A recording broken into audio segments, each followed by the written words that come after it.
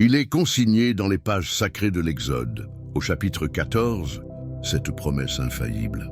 L'Éternel combattra pour vous, et vous gardez le silence. Pourtant, observons nos vies. Combien d'entre nous s'épuisent encore à porter des fardeaux que le Créateur propose de soulever à notre place? Combien d'âmes refusent de lâcher prise, prisonnières de cette peur viscérale de perdre le contrôle, alors que c'est précisément dans cet abandon que le ciel trouve l'espace pour intervenir? Si tes pas t'ont guidé vers cette vidéo aujourd'hui, sache que ce n'est point le fruit du hasard, mais un rendez-vous divin. Dieu a un message pour toi en cet instant précis. Je t'invite donc à ouvrir ton cœur. Si tu désires nourrir ta foi et entendre sa voix plus régulièrement, rejoins notre communauté en t'abonnant et manifeste ton soutien par un « j'aime » pour que cette lumière se propage. Tout au long de ce message, nous allons explorer les promesses bibliques, redécouvrir des vérités trop souvent occultées et débloquer des clés spirituelles capables de métamorphoser ton existence. Prends un instant pour écrire en commentaire « Seigneur, je dépose mes fardeaux à tes pieds. Reste avec moi jusqu'aux derniers instants, car une prière de délivrance a été préparée pour toi. » À travers l'ensemble des Écritures, Dieu ne se révèle pas seulement comme un Père bienveillant, mais comme un guerrier redoutable pour ceux qui lui appartiennent. Le Deutéronome, au chapitre 20, nous rappelle que l'Éternel, ton Dieu, marche à tes côtés pour affronter tes ennemis et t'accorder le salut. Comprends ceci, la bataille n'est plus la tienne, elle devient la sienne. Pourtant, la logique de ce monde pousse les croyants à vouloir tout régenter, tout porter sur leurs propres épaules et tout résoudre par l'intelligence humaine, oubliant que le sceau de la victoire a déjà été posé dans les lieux célestes. Jésus lui-même nous a lancé cet appel. « Venez à moi, vous tous qui êtes fatigués et chargés, et je vous donnerai du repos. » Mais comment goûter à ce repos si nos mains restent obstinément crispées sur nos problèmes? Aujourd'hui, tu vas découvrir pourquoi déposer tes armes et remettre ton combat entre les mains de Dieu constitue l'acte de foi le plus puissant que tu puisses accomplir. Pour que Dieu agisse en ta faveur, il est impératif d'intégrer les fondements invisibles sur lesquels repose le triomphe céleste. Il ne s'agit pas de théories humaines, mais de principes immuables, enracinés dans la parole. Voici les 10 fondements de la victoire céleste que tu dois saisir, vivre et incarner pleinement. Le premier fondement de la victoire céleste consiste à renoncer au droit de tout élucider. Tant que tu exiges une explication divine avant d'accorder ton obéissance, tu restes, de manière invisible, le seul maître de ta vie. Or, le miracle ne peut fleurir que là où l'homme abdique sa volonté propre devant la souveraineté de Dieu. Le Seigneur ne t'appelle pas à décrypter ses voies, mais à t'y abandonner totalement. Il est écrit « Mes pensées ne sont pas vos pensées, et vos voies ne sont pas mes voies. » Ce verset ne décrit pas une simple distance intellectuelle, mais un abîme spirituel entre la logique limitée de l'homme et le gouvernement parfait du ciel. Lorsque tu abandonnes le besoin de tout contrôler mentalement, tu ouvres la porte à l'intervention surnaturelle et à la provision divine. Trop de croyants espèrent le secours de Dieu sans jamais renoncer à l'orgueil de vouloir tout anticiper. Pourtant, c'est au cœur de l'obscurité que la foi brille avec le plus d'éclat. Abraham n'a pas reçu de plan détaillé, mais une simple direction. Il a quitté sa terre sans savoir où il allait. Et c'est dans cet inconnu que Dieu a bâti la promesse. Tant que tu t'agrippes à tes raisonnements, tu limites l'espace d'action de Dieu. Tu restes dans une foi raisonnable, une foi qui ne fait pas trembler l'enfer. Mais le jour où tu dis sincèrement « Seigneur, je ne comprends rien, mais je te fais confiance », les chaînes se brisent dans l'invisible. C'est l'obéissance dans l'inconnu qui déclenche la puissance dans le spirituel. La victoire divine n'est pas une énigme à résoudre, mais une direction à suivre. Libère Dieu du devoir de te convaincre.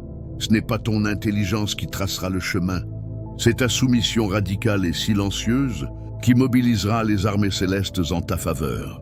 Le deuxième fondement de la victoire céleste est le refus de la fausse force de l'autonomie. Depuis l'aube de l'humanité au Jardin d'Éden, l'homme cherche à se suffire à lui-même, à décider seul et à se sauver par ses propres moyens.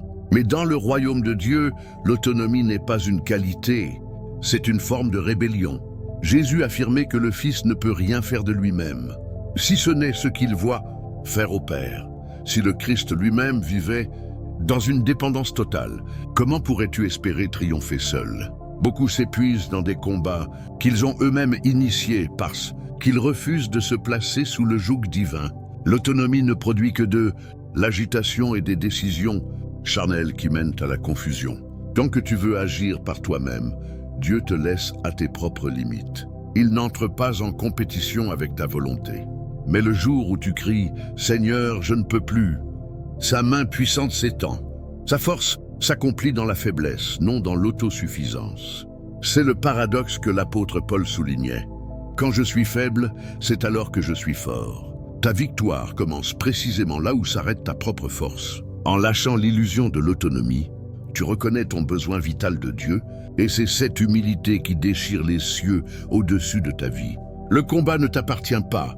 Ton rôle est l'obéissance, sa promesse est la délivrance. Cesse d'agir comme si tu pouvais te passer de lui. C'est en pliant les genoux que tu verras le Tout-Puissant écraser ce qui t'accable. Le troisième fondement de la victoire céleste consiste à déposer tes armes de défense intérieure. Tant que tu cherches à te protéger par l'agressivité, le silence méprisant, l'ironie ou l'isolement, tu signifies au ciel que tu n'as pas besoin de sa protection. Pourtant, le psaume 18 déclare que l'Éternel est notre rocher, notre forteresse et notre libérateur. Un cœur blessé construit souvent des murailles émotionnelles qui, loin de protéger, deviennent des prisons empêchant l'amour de Dieu de circuler. Tant que tu tiens une épée, Dieu ne peut prendre sa place de défenseur. Il attend que tu poses tes armes, non pour t'exposer, mais pour prendre ta cause en main. Le combat de l'Éternel débute quand tu renonces à te venger ou à te justifier. Faire confiance à Dieu ne signifie pas être faible, mais croire qu'il est le juge suprême qui voit toute injustice. Chaque fois que tu veux répliquer ou prouver ta valeur, tu reprends le contrôle et tu te prives de la couverture céleste. Mais lorsque tu laisses Dieu parler pour toi, sa voix résonne comme le tonnerre. Le jour où tu abandonneras et tes mécanismes de défense, cette colère sourde ou ce repli stratégique, tu verras la justice divine se manifester. La victoire ne réside pas dans le vacarme des arguments, mais dans la profondeur de la confiance. Laisse-le combattre, et il accomplira ce que tes propres forces n'ont jamais pu atteindre. Le quatrième fondement de la victoire céleste est d'oser demeurer dans la paix, même lorsque rien ne semble changer. Le monde nous enseigne que la tranquillité dépend de la résolution de nos problèmes. Le royaume de Dieu nous révèle l'inverse. La paix est un choix, un positionnement intérieur et un fruit de l'esprit. Jésus nous a légué sa paix, une paix qui ne ressemble en rien à celle du monde, car elle n'est pas conditionnée par les circonstances extérieures. Tant que tu restes dans l'agitation, tu bloques le processus de la victoire. La paix est en réalité la plus haute forme de déclaration de foi. C'est affirmer, même si mes yeux ne voient rien, je sais que mon Dieu agit. Daniel est resté serein dans la fosse aux lions. Jésus dormait en pleine tempête. Paul chantait dans les fers. Ce n'est pas une passivité naïve, mais une paix conquérante qui déclare que Dieu est au contrôle. Si tu veux voir le ciel se lever, commence par t'asseoir au pied du Maître. La paix est un signal puissant dans le monde spirituel. Elle annonce aux puissances des ténèbres que tu es inébranlable car tu sais à qui tu appartiens. Ta tranquillité est une arme de guerre. Reste en paix et tu verras que tout commence à bouger dans l'invisible. Le cinquième fondement de la victoire céleste est d'apprendre à bénir Dieu au cœur même de la pression. Célébrer Dieu dans la joie est aisé, mais l'adorer quand le cœur est brisé et que la réponse tarde est une offrande d'une valeur inestimable. Le prophète Habacuc déclarait que même si le figuier ne fleurit pas et que les récoltes manquent, il continuerait à se réjouir en l'Éternel. Cette louange est une déclaration de guerre contre le découragement. Elle proclame que ta foi ne dépend pas de ce que tu reçois, mais de qui il est. Cette attitude attire la présence divine, car Dieu siège au milieu des louanges de son peuple. En refusant de murmurer et en choisissant de lever les mains, quand tout incite à baisser la tête, tu actives un principe céleste majeur. Ta louange devient une arme qui sème la confusion dans le camp de l'ennemi. Les murs de Jéricho n'ont pas cédé sous les béliers, mais sous les cris de joie. Ta gratitude anticipée annonce déjà ta sortie d'Égypte. Bénis-le pour sa fidélité, bénis-le dans l'attente, et tu verras que le ciel répond toujours à une louange qui jaillit de l'épreuve. Le 6e fondement de la victoire céleste est le pardon accordé à ceux qui t'ont affaibli. Rien ne t'enchaîne plus sûrement à ton passé que la rancœur. Tant que tu retiens quelqu'un dans ta douleur, tu empêches la plénitude de l'action divine dans ton combat. Le pardon n'est pas une option basée sur tes sentiments, mais une nécessité spirituelle. Ce n'est pas une récompense pour l'offenseur, mais une clé de libération pour toi-même. Refuser de pardonner, c'est rester l'esclave de celui qui t'a blessé. Dieu ne peut combattre pleinement pour un cœur divisé ou empoisonné par le ressentiment. Il attend que tu lui remettes cette blessure. Pardonner ne signifie pas excuser le mal, mais refuser qu'il dicte ton avenir. Ce choix libère un torrent de puissance, car il prouve que tu n'es plus gouverné par la souffrance. Dans ce relâchement, Dieu entre en scène pour restaurer ce qui a été brisé et élever ce qui a été humilié. Pardonne pour que le ciel puisse avancer avec toi. C'est dans cet acte de foi que réside la véritable liberté. Le 7e fondement de la victoire céleste est de croire avant de voir. La foi authentique ne naît pas dans la lumière, mais au cœur de l'obscurité. Elle est la ferme assurance des choses qu'on espère et la démonstration de celles qu'on ne voit pas encore. Dieu répond à une foi qui ne vacille pas selon les circonstances. Si tu attends que la solution soit visible pour te réjouir, tu fonctionnes selon la vue, non selon l'esprit. Les patriarches et les prophètes ont tous agi avant la manifestation du miracle. Moïse a levé son bâton avant que la mer ne s'ouvre, et Pierre a posé le pied sur l'eau avant de savoir qu'elle le porterait.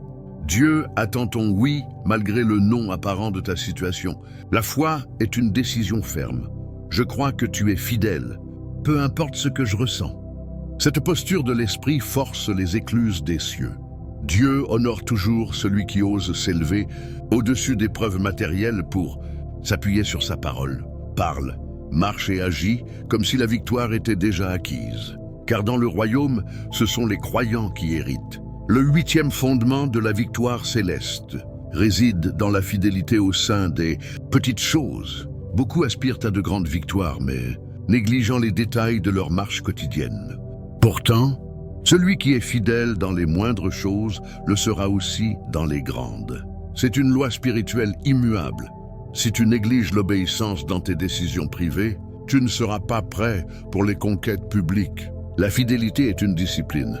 Lire la parole, prier sans ressentir d'émotion, résister au péché dans le secret, tout cela prépare le terrain pour l'intervention de Dieu. David a vaincu le lion et l'ours dans la solitude des pâturages avant d'affronter Goliath sous les yeux d'Israël. Ce n'est pas ton talent qui attire le regard de Dieu, mais ton intégrité.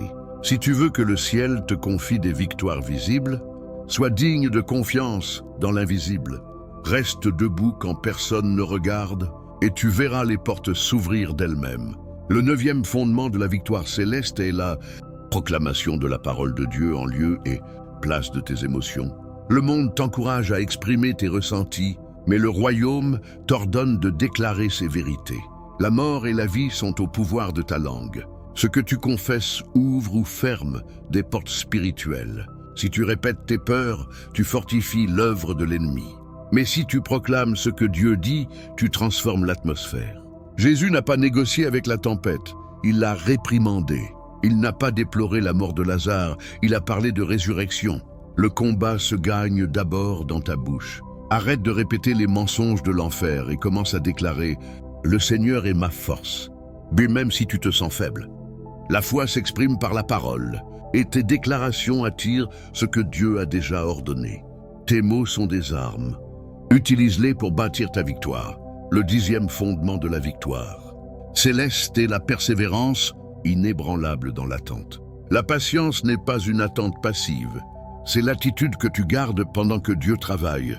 L'Éternel est bon pour l'âme qui le cherche et qui sait attendre son secours en silence. Trop de croyants abandonnent à la veille de leur miracle, s'épuisant juste avant l'intervention divine. L'attente n'est pas un vide, c'est un temps de transformation où Dieu façonne ton caractère et purifie tes intentions. Job, Joseph et tant d'autres ont dû traverser ce tunnel avant de voir la lumière. Si tu persévères, tu déclenches la pluie de la bénédiction.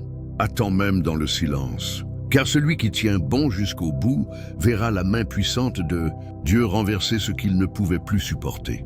Tu possèdes désormais les piliers de la victoire céleste.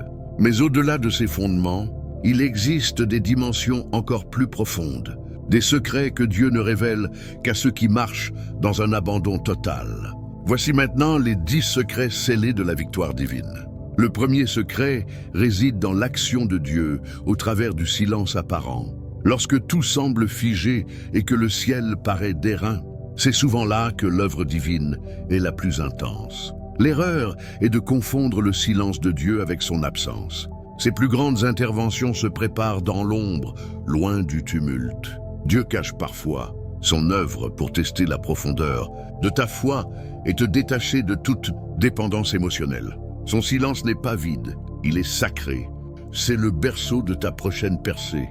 Ne panique pas quand tout se tait, car ce que Dieu bâtit dans le secret est ce qui portera le plus de fruits.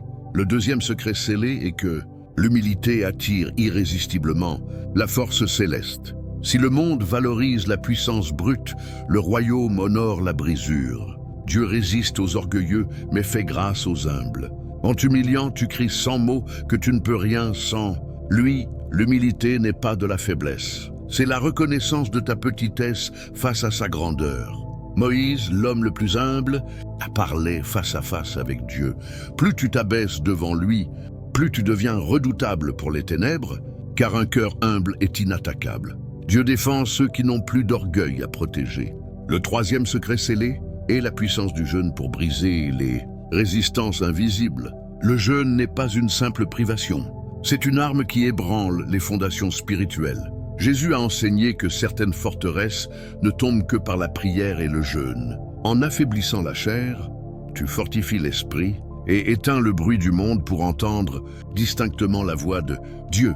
Le jeûne te déconnecte du temporel pour te brancher sur l'éternel. C'est une clé que l'enfer redoute car elle libère une autorité spirituelle hors du commun. Le quatrième secret scellé est que l'obéissance immédiate déverrouille les situations les plus complexes. Entendre ne suffit pas, il faut agir sans délai.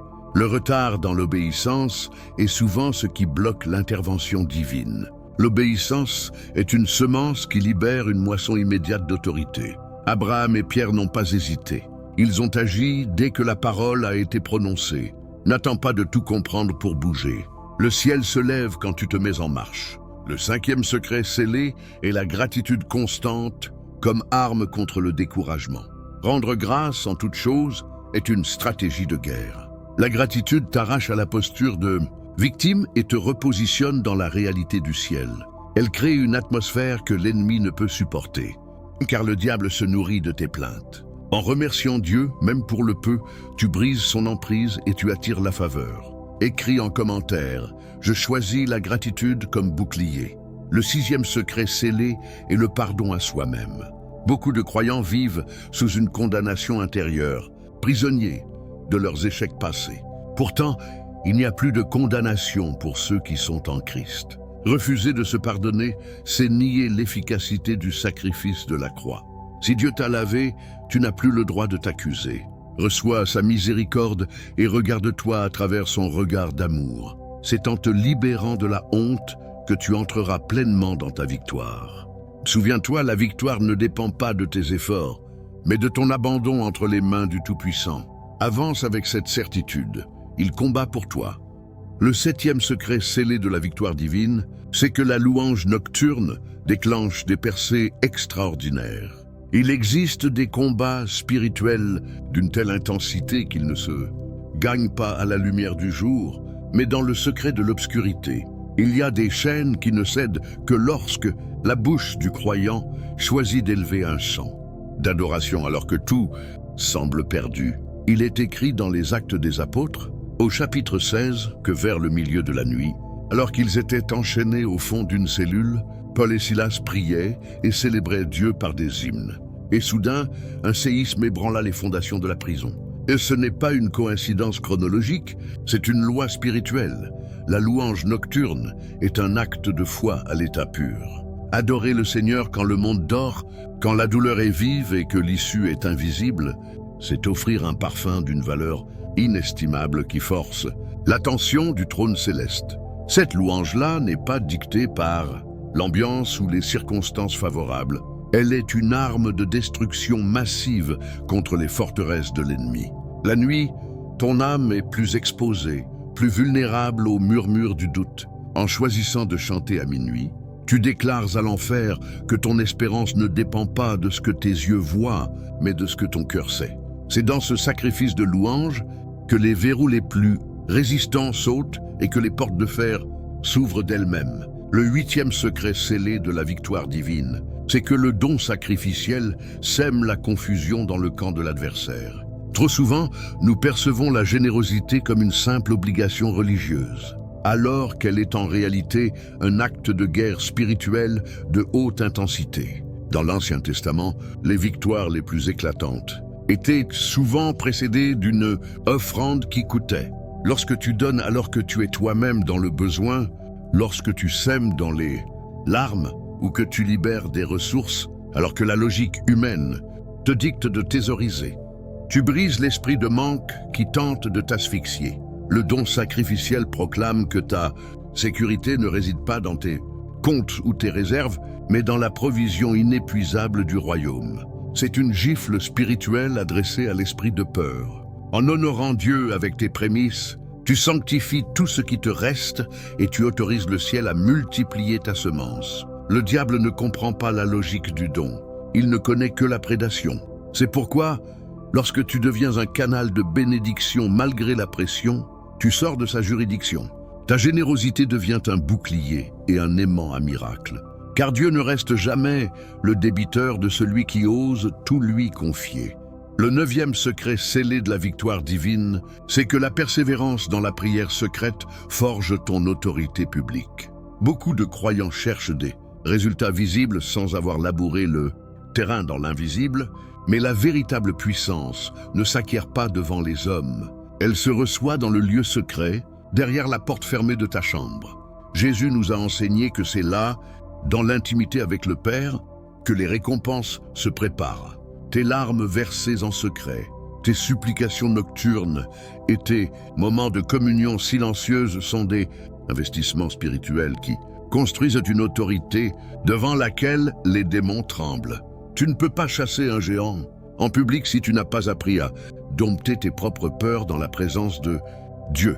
La prière n'est pas une tentative de convaincre Dieu d'agir, c'est un processus qui t'aligne sur sa volonté jusqu'à ce que sa puissance coule à travers toi, sans obstacle. C'est dans ce face-à-face quotidien que ton caractère est affiné et que ton armure est polie. Ne cherche pas à briller si tu n'as pas accepté de brûler dans la prière. La victoire manifeste n'est que l'écho d'une bataille déjà remportée à genoux, loin des regards et des applaudissements. Le 10e secret scellé de la victoire divine, c'est que la révélation de ton identité en Christ rend l'ennemi impuissant.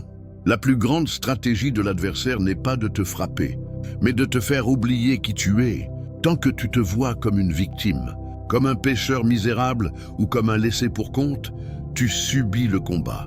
Mais dès que l'Esprit de Dieu grave dans ton cœur que tu es un fils ou une fille du roi, un cohéritier de Christ, assis avec lui dans les lieux célestes, tout change. La victoire n'est plus quelque chose que tu essaies d'obtenir, mais une position depuis laquelle tu agis. Tu ne combats pas pour obtenir la victoire, tu combats à partir de la victoire déjà acquise à la croix. Cette certitude intérieure désarme totalement l'ennemi. Quand tu sais que tu portes le nom de Jésus, que son sang coule dans tes veines spirituelles et que son autorité t'est déléguée, tu ne pries plus pour que les montagnes bougent. Tu leur ordonnes de se déplacer avec l'assurance d'un ambassadeur du ciel. Cette révélation est la clé ultime.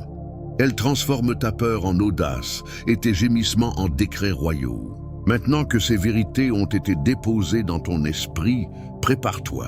Ne laisse pas ces paroles s'envoler, mais laisse-les s'enraciner profondément. Tu n'es plus seul dans l'arène. Le Dieu des armées s'est levé. Reçois maintenant cette prière de clôture comme le sceau de ta délivrance. Seigneur Tout-Puissant, je te présente mon frère, ma sœur, qui en cet instant dépose ses fardeaux devant ton trône. Je brise maintenant toute chaîne d'inquiétude, tout lien d'amertume et toute forteresse de peur qui tentait de paralyser sa destinée. Par l'autorité du nom de Jésus, je déclare que le combat change de main. Que ta paix, qui surpasse toute intelligence, vienne inonder son cœur et son esprit. Je proclame que les portes qui étaient fermées s'ouvrent, que les montagnes s'aplanissent et que la lumière de ta victoire dissipe toute ombre de doute. Reçois le repos, reçois la force et marche désormais la tête haute, car l'Éternel combat pour toi. Amen.